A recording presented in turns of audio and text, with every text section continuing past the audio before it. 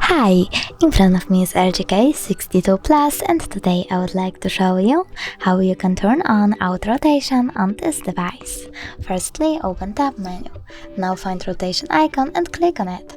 As you can see, rotation is now enabled. You can always check it out by going into any app and turning your device. But you can also go into device settings,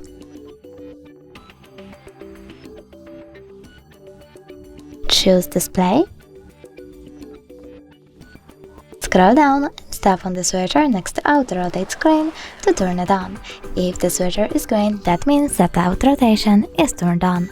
Thanks so much for watching. If you enjoyed this video, don't forget to leave a like, comment and subscribe. Bye!